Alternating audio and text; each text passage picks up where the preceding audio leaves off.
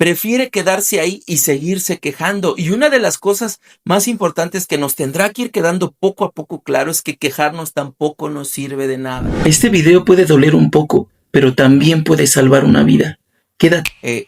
Yo no me atrevería a recomendarte que vayas y que des aviso a las autoridades si tú sabes que tu familiar adicto está incurriendo en algún delito. Yo no me atrevería a recomendarlo, pero si nos vemos ocultando o negando esta información de gente que pudiera verse afectada, de repente escondiendo las infidelidades del hijo, escondiendo las infidelidades de la hija, sabiendo que están sucediendo cosas que no deberían de suceder y que por el hecho simple de callar nos convierten en cómplices y lejos de ser alguien que ayude a resolver esto, estamos siendo quienes lo propician. Me siento muy agotado de la situación, pero no hago nada real para cambiarla. Hay una reflexión por ahí, no recuerdo en qué libro la leí, pero habla de un perrito que está amarrado afuera de una casa y que se está quejando, se está queje y así como que entre aullando y llorando y de repente se calla y está ahí quejándose y el vecino dice al dueño del perro, le dice, oye, deberías de revisar a tu perro porque pues algo tiene, a lo mejor está enfermo, a lo mejor le está dando el sol o a lo mejor está resfriado o algo le pasa porque está llore y tiene rato que llora, de repente se para, pero después sigue llorando.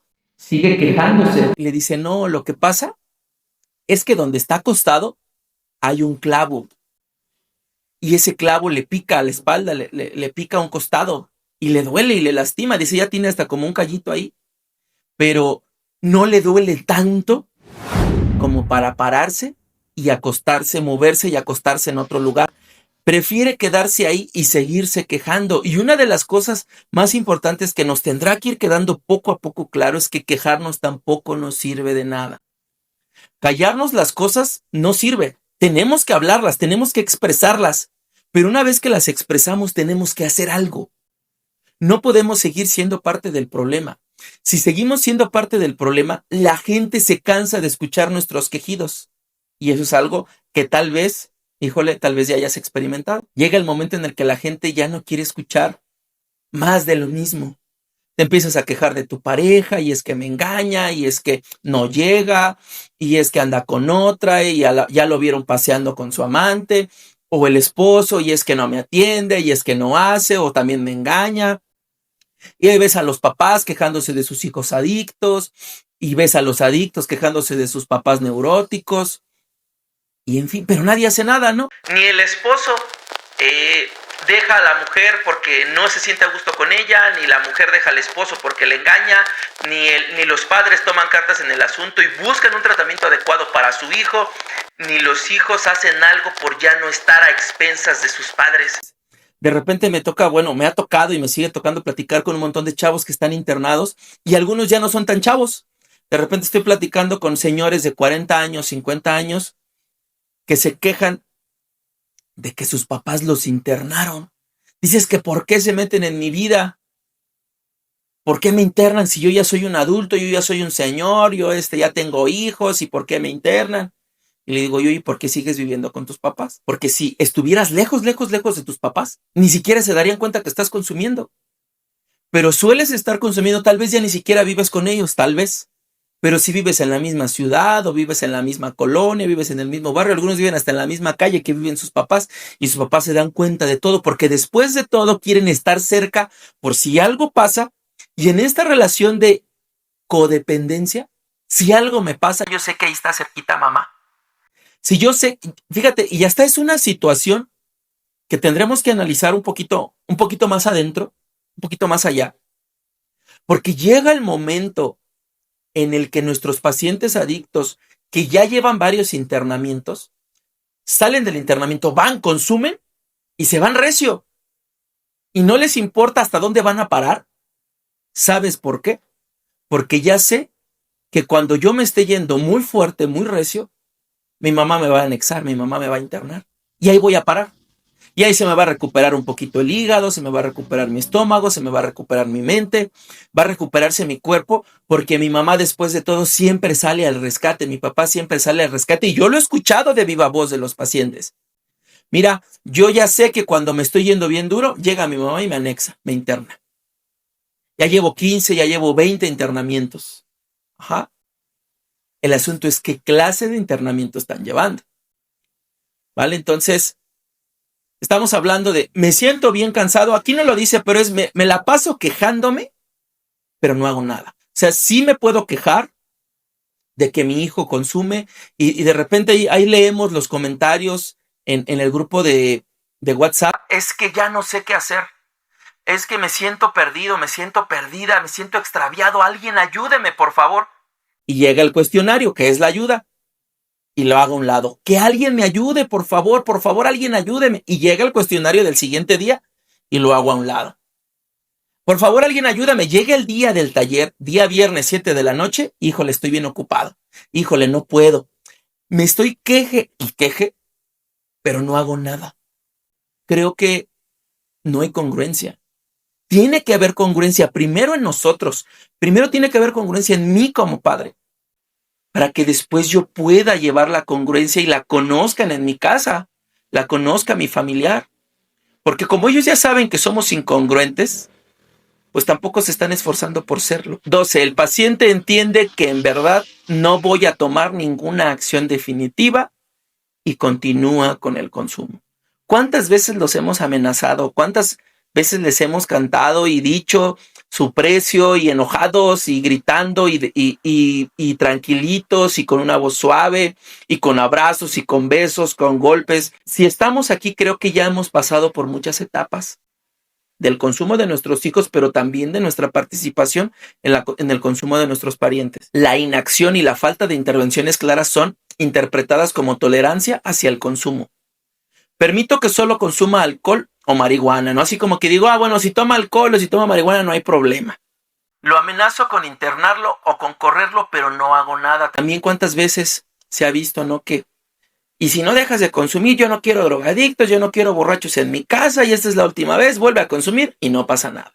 O lo corres, ¿no? Le dices que se vaya, pero no se va. O sea, él no se va a ir. O es muy difícil que él se vaya a ir.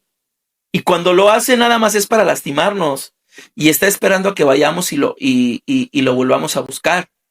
Y aquí es donde tenemos que ver cuáles van a ser nuestras acciones, cuáles van a ser nuestras medidas y si verdaderamente vamos a ser capaces de sostener esas medidas a través del tiempo. Si no, ni lo menciono.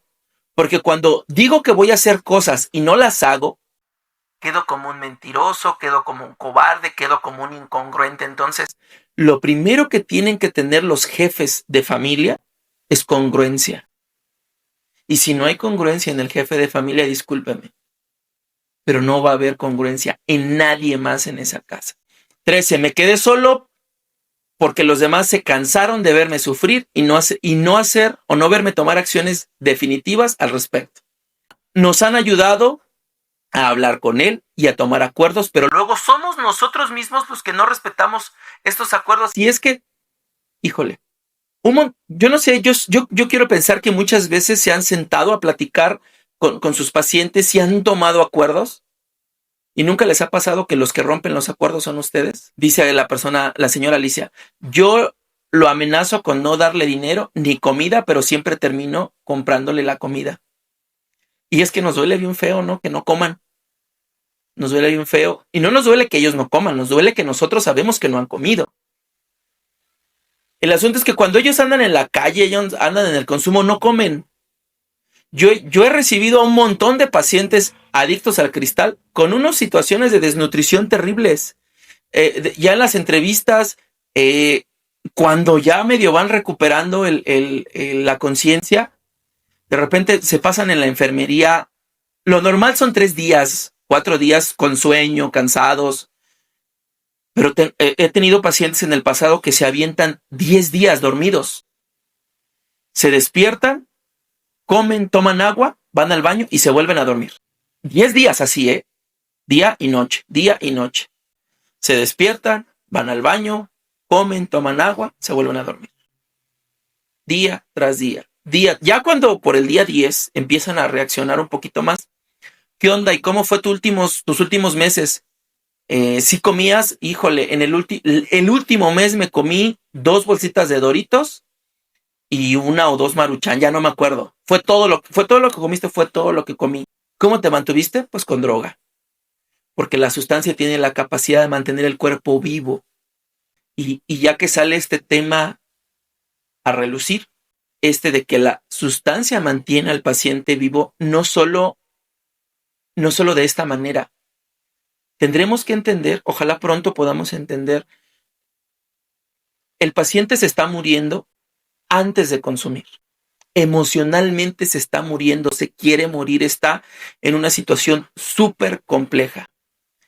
Cuando el paciente empieza a consumir, lo hace con la única intención de rescatarse. ¿Y qué crees? La sustancia es lo primero que hace. Lo primero que hace la sustancia con el adicto es salvarle la vida.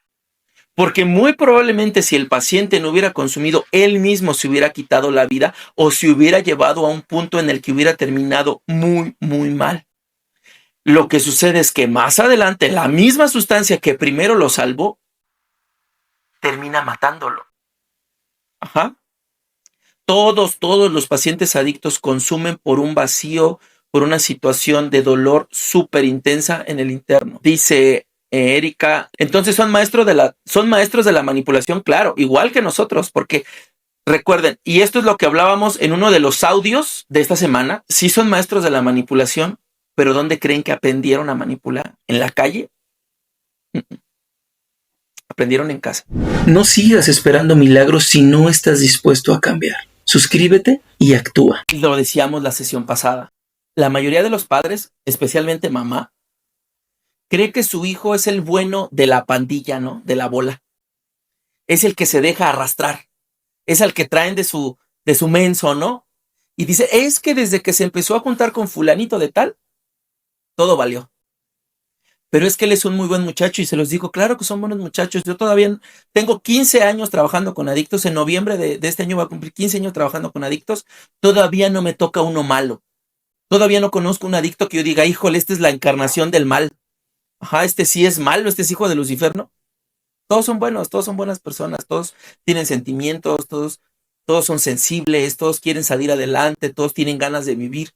Pero también todos se quieren morir y todos conocen la soledad y todos conocen el miedo y el aturdimiento. Pero bueno, ya primero platico con la mamá y ya cuando estoy platicando con el hijo, resulta que él era el que vendía la droga ahí en la calle, él era el jefe de la banda, él era el que movía y deshacía a todos los demás y muchas de las ocasiones mamá pensando que él simplemente se dejaba llevar, no por los comentarios de los demás. Entonces nos quedamos solos porque las demás personas ya se cansaron de vernos sufrir. 15. No tomo decisiones acertadas sobre el tratamiento de mi paciente. El padre duda constantemente entre distintas terapias o tratamientos sin comprometerse con un plan en concreto. No se está dispuesto a intervenir en un tratamiento que contenga todos los componentes necesarios. O sea, que no se está dispuesto a invertir, ¿no? En dinero. Y a veces yo entiendo, no lo hay. Pero yo siempre pregunto esto.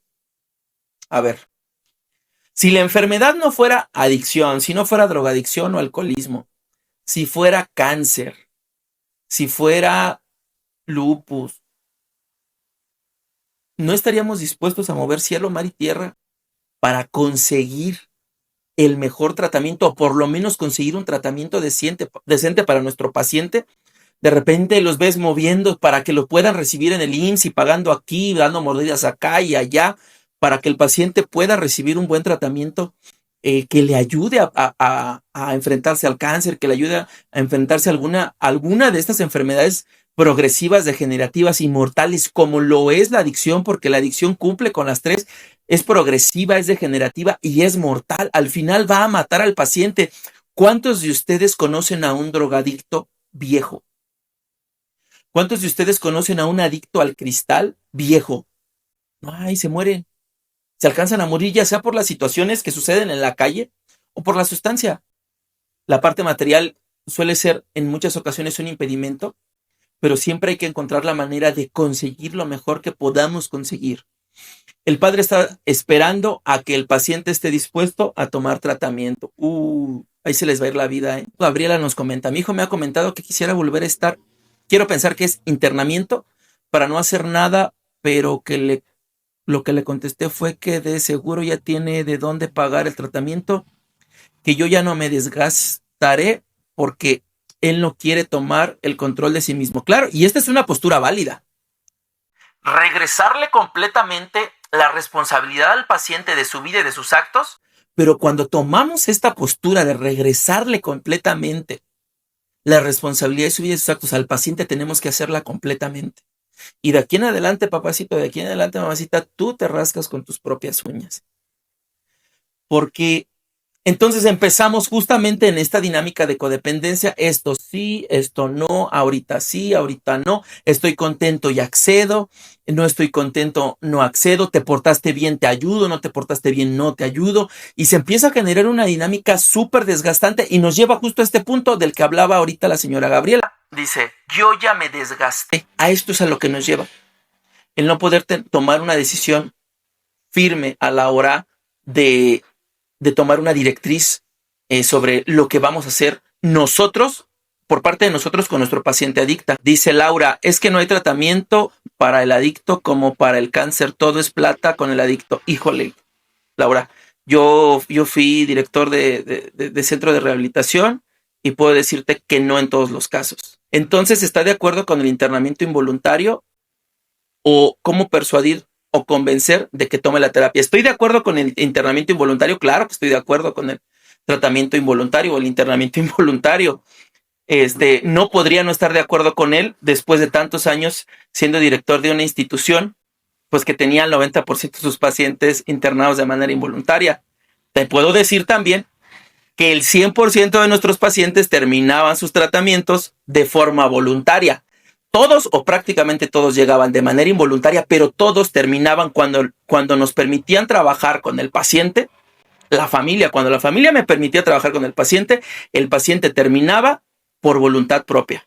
Y en las visitas, la familia era la que se quería llevar al paciente porque ya lo veían bien, y el mismo paciente era el que decía, oye, ya no te entiendo, me trajiste porque estaba yo muy mal, y ahora que yo empiezo a entender que estoy muy mal, tú ya me dices que ya nos vamos, ahora quiero terminar.